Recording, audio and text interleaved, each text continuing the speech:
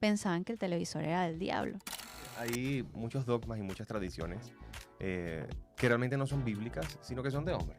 Y con el pasar del tiempo se han establecido en las iglesias al punto de que se ven tan importantes como las enseñanzas bíblicas, y pues ciertamente no es así.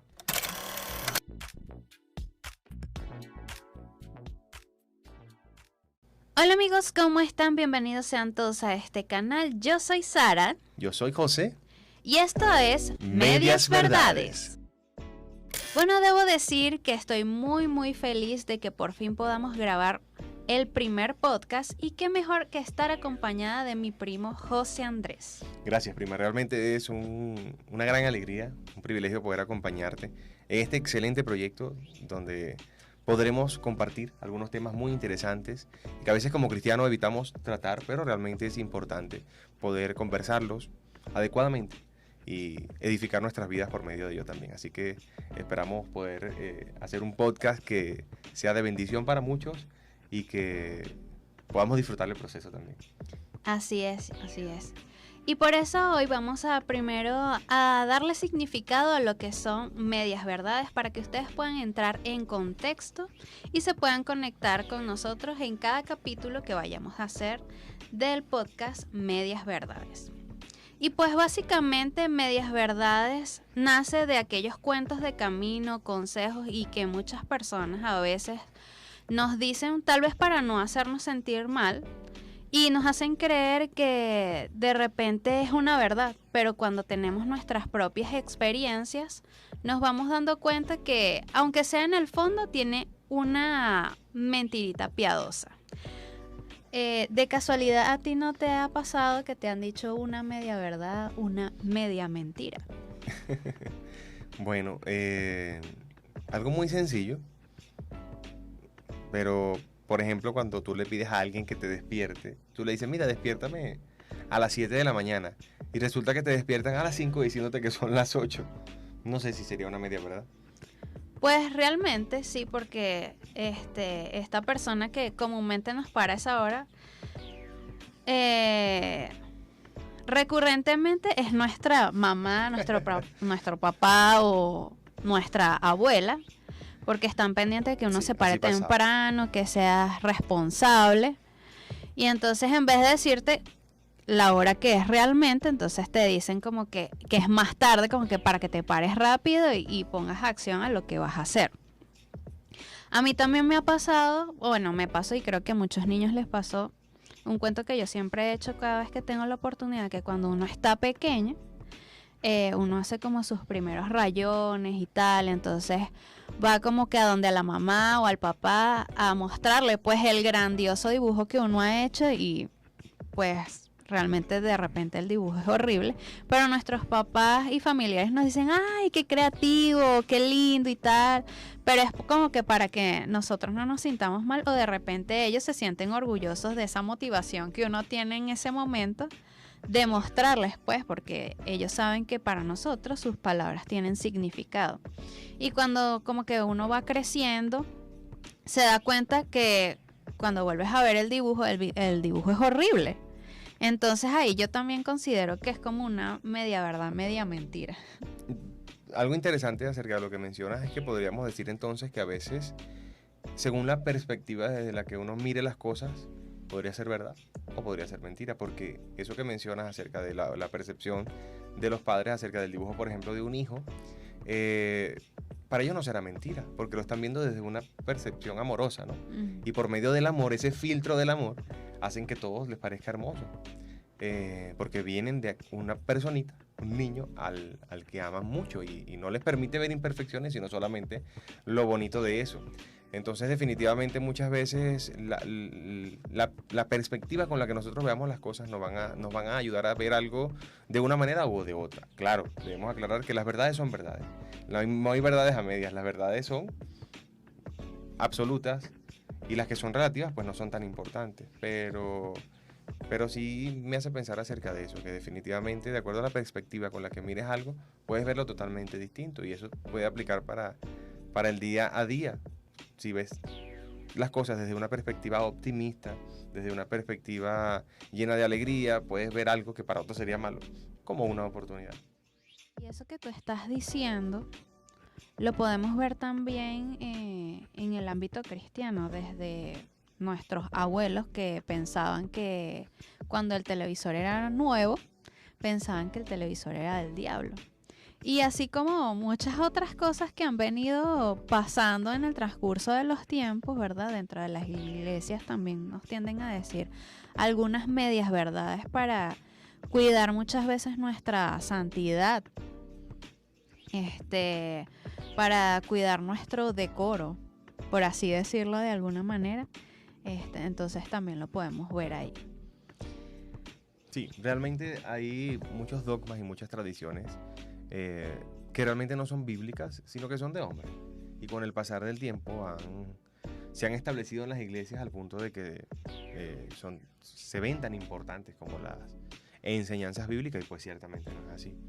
Tenemos que retomar, poder discernir las cosas como lo bueno y lo malo desde una perspectiva bíblica, y no solamente de acuerdo a nuestra opinión, porque nuestra opinión es muy variable y muy relativa. La única verdad absoluta es la Escritura, y si nosotros empezamos a tomar nuevamente la Escritura como nuestra regla de absolutismo moral, ético, social, familiar, eclesiástico y en todos los ámbitos, pues va a ser mucho más sencillo que podamos encontrar un equilibrio,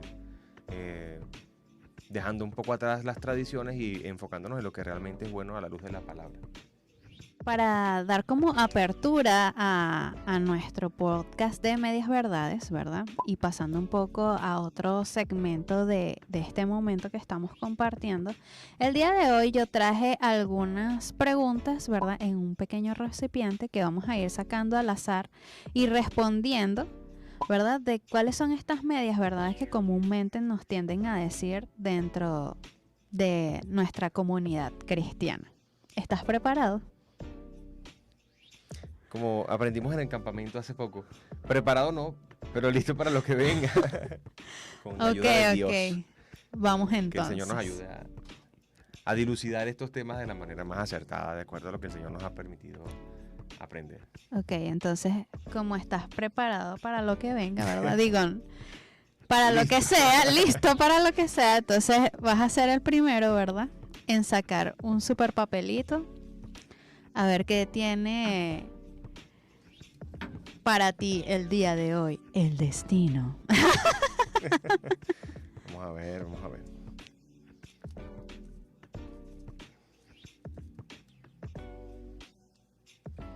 Wow. Interesante verdad a medias, indudablemente, una media verdad. Y dice, el baile es del diablo. El baile es del diablo. Esta es una media verdad, indudablemente, porque el baile no es del diablo. Aunque el diablo puede utilizarlo para hacer daño, indudablemente. Pero el baile no es del diablo, porque el Señor cambia nuestro lamento en baile, y eso lo dice la Escritura. Y en su presencia hay plenitud de gozo, y el gozo se puede expresar por medio del baile, por medio de la danza, por medio de la alegría. Es una expresión externa, muchas veces incluso, de nuestra alabanza y de nuestra adoración. Además de que es precisamente una forma de arte por la cual se alaba al Señor. Ciertamente hay diferencia entre lo que es la danza cristiana, propiamente como arte de alabanza en nuestras iglesias, entre lo que es el baile. Pero sin duda el baile hecho de la manera adecuada, en santidad, de la manera correcta, guardando el decoro, guardando el pudor, y también entre personas adecuadas, por ejemplo, entre el esposo y la esposa, entre cónyuges, quizá entre un padre y una hija, en celebraciones propicias y oportunas, sin duda no es del diablo, es de Dios, pero hecho bajo los parámetros correctos. Es como el matrimonio. El matrimonio el Señor lo ha establecido, y dentro del matrimonio es permitido la relación íntima entre el hombre y la mujer, y eso es bueno, eso es maravilloso. Pero cuando se practica la sexualidad, la intimidad fuera del matrimonio, es malo. Podemos decir que fuera del matrimonio es del diablo, porque está infringiendo los límites y el diseño establecido por Dios, por lo tanto es pecado. Entonces el baile, hecho de una manera indebida, de una manera inmoral, por supuesto que va a ser del diablo. Pero el baile propiamente no es del diablo. El baile es una expresión de gozo y es de Dios. Muy bien, es verdad. Todo eso que tú estás diciendo Es totalmente cierto y lo comparto. Excelente.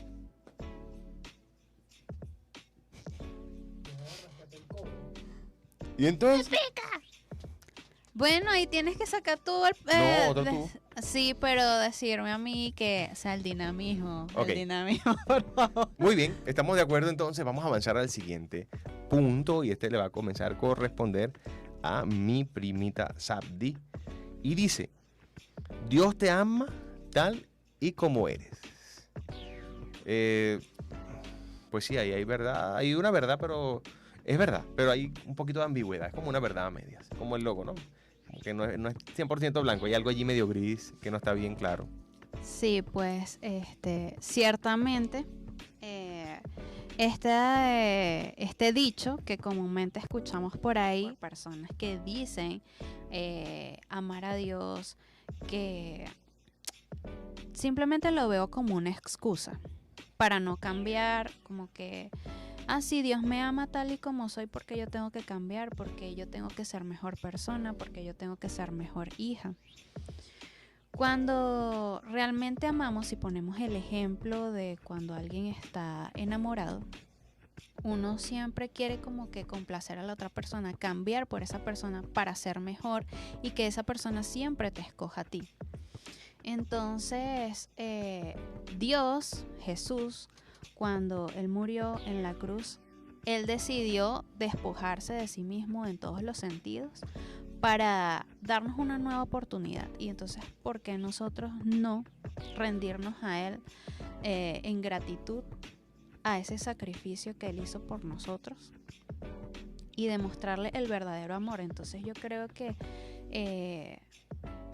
la cuestión aquí no es si Dios nos ama tal y como somos, sino que realmente vamos a dejar que Dios nos ame, vamos a aceptar el amor de Dios en nuestras vidas. Entonces yo creo que ahí más bien la persona debería analizar si verdaderamente quiere ser amado por Dios. Exactamente, cuando nosotros realmente amamos a Dios es porque Él nos amó primero. Nosotros amamos a Dios porque Él nos amó primero y nosotros tenemos, o es una evidencia de que nosotros hemos creído realmente en el Señor, que queremos ser cambiados. Porque realmente nosotros lo que tenemos es que disponernos. Realmente el que nos cambia es el Espíritu Santo por medio de la palabra de Dios. Nosotros no cambiamos por nuestra propia voluntad. Nosotros nos disponemos a ser cambiados, a que sea despojado de nosotros toda iniquidad, toda maldad, todo aquello que a Dios no le agrada. Pero la obra la hace el Espíritu Santo. Entonces yo esa frase la modificaría porque dice... Dios te ama tal y como eres. Ahí en el tal y como, pienso yo que está el error o está la ambigüedad que no es cierta, porque Dios no nos ama tal y como somos, sino nos ama a pesar de lo que somos. Yo cambiaría esa frase por Dios nos ama Dios nos ama a pesar de lo que somos. Dios amó al mundo y ama al mundo a pesar de lo que el mundo hace, porque el hombre mira lo que está delante de sus ojos, pero Dios mira el corazón. Entonces Él nos ama a pesar de lo que hemos hecho, incluso de lo que hacemos, porque Él conoce nuestro corazón y porque Él simplemente le ha placido amarnos, no porque nosotros merezcamos su amor, porque realmente su amor y su salvación es por gracia. Entonces, si nosotros decimos que Dios nos ama tal y como somos, es porque Él no quiere cambiar nada de nosotros, porque nos ama tal y como somos, y si nos ama tal y como somos, ¿para qué cambiarnos? Él nos ama a pesar de lo que somos, porque cuando nosotros realmente le conocemos y le amamos, entonces Él va a santificarnos y va a purificarnos para que podamos alcanzar la estatura de la plenitud de Cristo. Y esa obra la va a hacer Él. Entonces, sí tenemos que tener como mucho cuidado en las verdades que decimos, porque a veces estas cosas se dicen incluso desde los púlpitos, porque claro, suena bonito, Dios te ama tal y como eres, y a veces lo hacemos para hacer como a Cristo más accesible a la gente, pero tenemos que cuidar de no abaratar a Cristo en el camino, entender que sí, Dios nos ama, pero es necesario que entendamos que es a pesar de lo que nosotros somos, no intentando reivindicar lo que nosotros somos delante de Cristo, porque al final no somos merecedores de nada. Exactamente, y también pues hay varios versículos que corroboran eso que tú estás diciendo. Por ejemplo, hay uno que lo voy a decir a grosso modo, por así decirlo, que dice que aquel que ama las cosas del mundo es enemigo de Dios. Entonces ahí el Señor nos está indicando que debemos cambiar para poder tener ese acceso a Él, a ese acceso a ese amor. Exactamente. La Biblia también nos dice que seamos transformados por medio de la renovación de nuestro entendimiento. ¿Transformados? ¿Por medio de qué? De la renovación de nuestro entendimiento. Y esto solamente es por la obra del Espíritu Santo y por medio de la palabra, que es la que va a transformar, la que va a reemplazar todo nuestro viejo hombre por la palabra de Dios, por ese pensamiento bíblico, por la mente de Cristo. Entonces, es necesario que si hemos creído en Cristo, tengamos presente que es necesario que todo en nosotros sea derribado para que sea construido el propósito de Cristo en nosotros. Así es. Entonces, bueno, vamos con la siguiente pregunta. ¿Estás listo? Listo. ¿Preparado? Aquí voy. Muy bien. Voy a leer yo. Ok, veamos.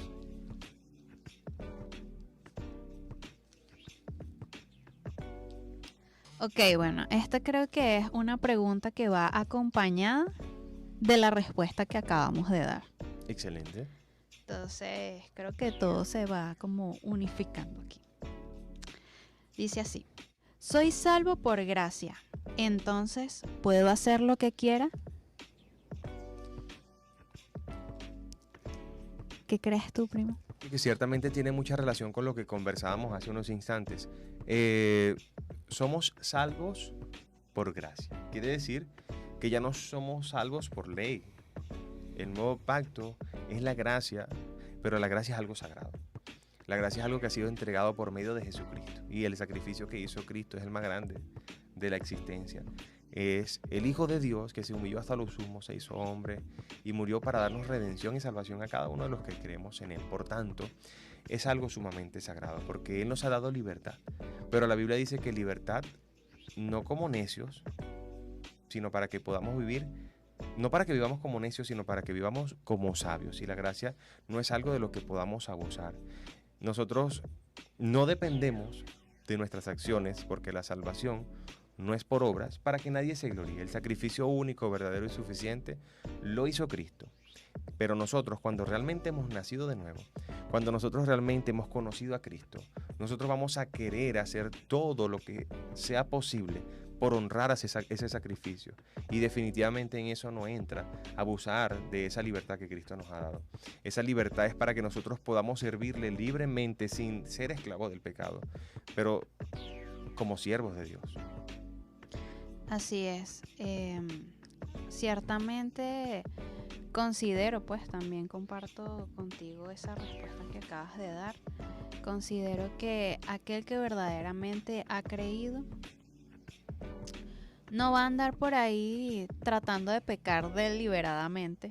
De hecho, en su palabra dice que aquel que sabe hacer lo bueno y no lo hace es contado por pecado.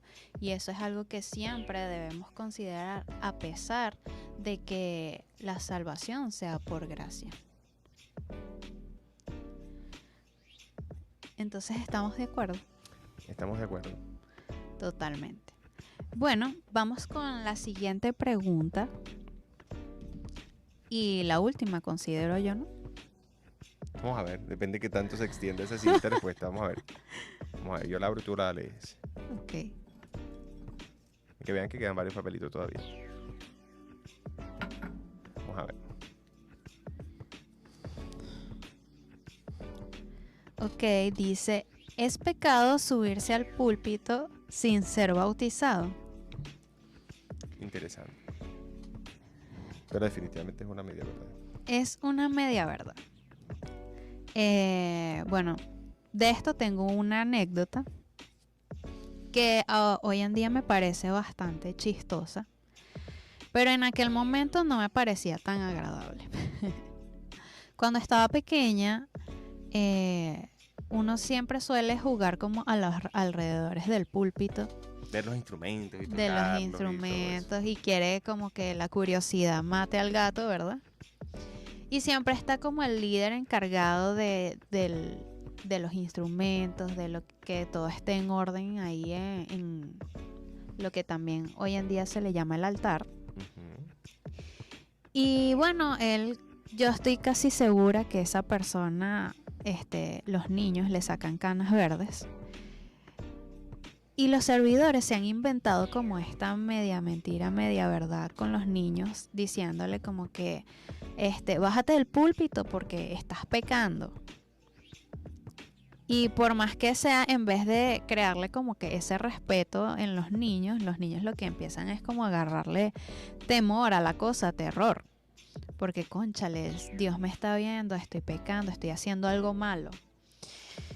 Y bueno, digamos que en parte eso también ha creado ciertos traumas y muchas veces también puede llevar a que un niño se aleje pues de la iglesia, porque le han inculcado eso en su mente de que todo lo que hace es pecado, pero realmente esta persona lo que quiere es que nosotros respetemos el lugar donde se hacen, donde se imparte la palabra, donde los músicos tocan y llevan al pueblo a alabar al Señor.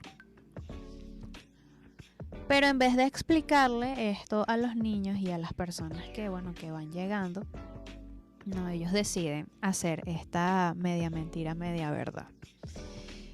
Y bueno, considerando ahorita la pregunta que me acaban de hacer, muy interesante.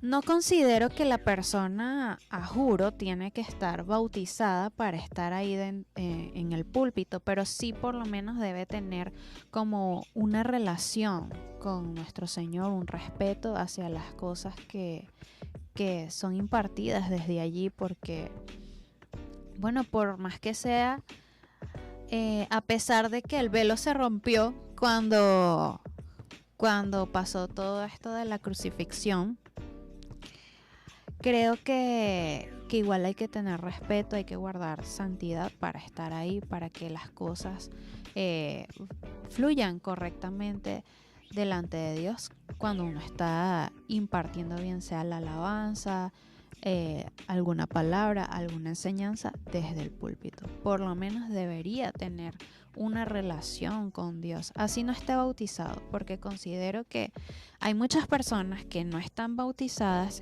y tienen mucho que dar y no se les puede frenar ese, ¿cómo se dice? Como ese entusiasmo, esas ganas de querer servir al Señor. Sí, ahí tenemos que partir del principio, y tú mencionaste algo interesante, y es que el velo se rompió. Antes la presencia de Dios solamente estaba en el lugar santísimo, estaba el lugar santo, estaba el lugar santísimo, donde habitaba la presencia de Dios, solamente podía entrar el sumo sacerdote. Pero hoy en día no es así. Hoy en día la presencia de Dios mora en ti y en mí y en todos aquellos que hemos creído en Cristo por medio del Espíritu Santo, el Consolador que el Señor ha enviado a nuestras vidas para morar en nosotros, en todos aquellos que hemos creído en Él, que hemos sido sellados y bautizados por Él, en espíritu. Ahora, el bautismo en agua es un testimonio público de que eso ha ocurrido. Si una persona no se ha bautizado porque quizá no ha llegado el tiempo, por ejemplo, tiene la oportunidad de bautizarse, pero resulta que la iglesia tiene programado los bautizos dentro de 3 meses, y esa persona, una vez que ha creído en Cristo, se ha arrepentido, que ha confesado al Señor como su Salvador y desea poder compartir un testimonio, una palabra, una alabanza en adoración a nuestro Señor, pues puede hacerlo. ¿Qué se lo impide? Ese lugar, hoy en día, no es santo.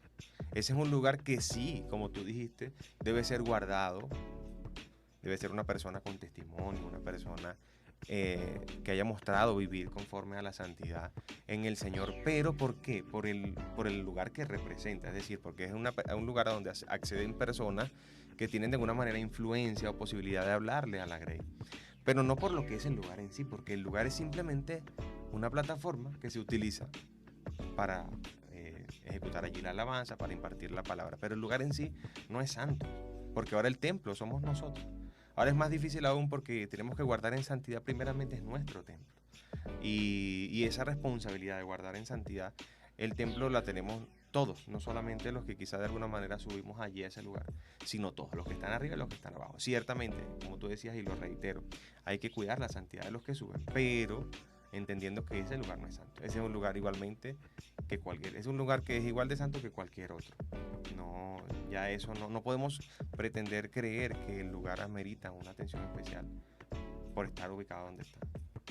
Así es. Y bueno, ¿quieres que agarremos otra preguntita, una última? Una más. Una más, ok. Tú la agarro yo, pero la contestas tú. Ok, vamos a ver.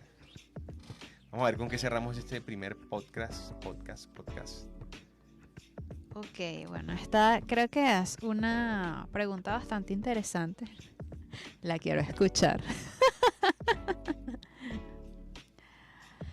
Al servir, buscamos a Dios. Al servir, buscamos a Dios. Es muy interesante, ¿no? Porque, pues, de cierto modo también es una media verdad. Al servir, buscamos a Dios, sí. Pero si solamente buscamos a Dios por medio del servicio, no es suficiente. Porque el servicio al final se basa en ¿qué? En obras. Y el Señor, más que obras, quiere de nosotros frutos. Y los frutos son de misericordia. ¿Podemos fructificar por medio de nuestras obras? ¿Podemos fructificar por medio de nuestro servicio? Indudablemente que sí. Pero el Señor quiere algo más profundo. Quiere frutos de misericordia, frutos de un corazón limpio, frutos de una fe genuina, frutos de un corazón dispuesto a entregarlo todo. Y eso es lo que se nos muestra en cada una de las personas que mostró a Él adoración. Entonces, para buscar de Él tenemos que darle todo. ¿Podemos darle todo por medio del servicio? Sí, pero también es necesario darle todo en adoración, por medio de la obediencia. Es necesario darle todo por medio de nuestra intimidad con Él, nuestro tiempo devocional, nuestro testimonio. Y cuando digo nuestro testimonio es con todo nuestro conducir de vida, en nuestro hogar, no solamente en la iglesia, porque por lo general servimos en la iglesia. Pero si nosotros no servimos en nuestro hogar, si nosotros no servimos en nuestra comunidad y delante de todo aquel que amerite que nosotros seamos su prójimo, entonces no estamos buscando de Dios realmente. Entonces, yo respondería de esta manera. ¿Podemos buscar de Dios sirviendo? Sí. Pero si solamente buscamos de Dios sirviendo, no lo estamos haciendo de una manera plena. Y de esta manera no vamos a alcanzar una intimidad genuina con el Señor, que nos va a ayudar a conocer su carácter, que nos va a ayudar a conocer su corazón y que nos va a ayudar a poder actuar y vivir conforme a lo que agrada su corazón. Hay algo por allí que se escucha mucho en redes y se menciona en predicaciones, y es que a veces nos ocupamos, y es una realidad, tiene verdad en su declaración, a veces nos ocupamos tanto del Señor, de la obra del Señor, que nos olvidamos del Señor de la obra, y tenemos que tener un equilibrio, porque nosotros no podemos dar de lo que no tenemos y necesitamos buscar del Señor para llenarnos de Él y entonces poder bendecir a otros. Correctamente, es así.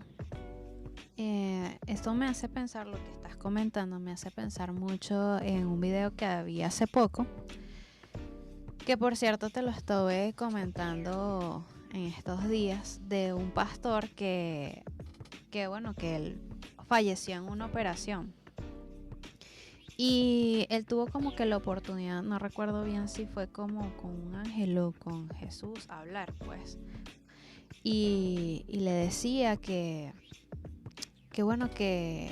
el pastor le estaba diciendo al ángel, diciéndole como que él había hecho muchas obras para Dios, qué tal, y todo esto que le estaba comentando ahí.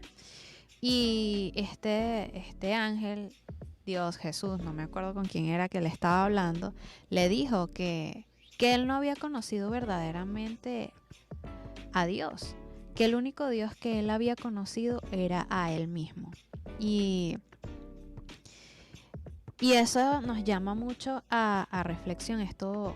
Él obviamente volvió a la vida en ese momento y le sirvió de testimonio para muchas personas, para que él diera ese mensaje, porque también el ángel le dijo a él como que muchas personas creen que están construyendo un camino hacia mí, pero realmente están construyendo un camino hacia mi ira eterna. Y eso nos llama mucho a reflexión, a que verdaderamente cuando estemos sirviendo de corazón, que no solamente sea nuestra parte externa, sino que también tengamos un cambio interno, una verdadera relación con Dios, que las cosas que hagamos no sean para vanagloriarnos, sino que para que el Señor sea exaltado. Excelente. Es así. Tenemos que asegurarnos de conocer verdaderamente a Dios. Tenemos que tener mucho cuidado con las declaraciones, con las palabras que emitimos y asegurarnos de que realmente son conformes a la palabra de Dios y que realmente son de edificación para el resto de las personas, sobre todo cuando tenemos la oportunidad de ser de influencia para otras personas, es decir, de enseñar a otros, de guiar a otros, o de estar en una iglesia sirviendo, ya sea por medio de la alabanza, de la dirección, de la predicación y en cualquier área en la que podamos nosotros hablar acerca de Jesús, hablar verdad. Si vamos a enseñar tradiciones, que sean tradiciones bíblicas, si vamos a enseñar pensamientos, que sean pensamientos bíblicos, que podamos enseñar la verdad pura y sin mácula, y que no es otra que el Evangelio de nuestro Señor y todas las enseñanzas que encontramos en torno a Él.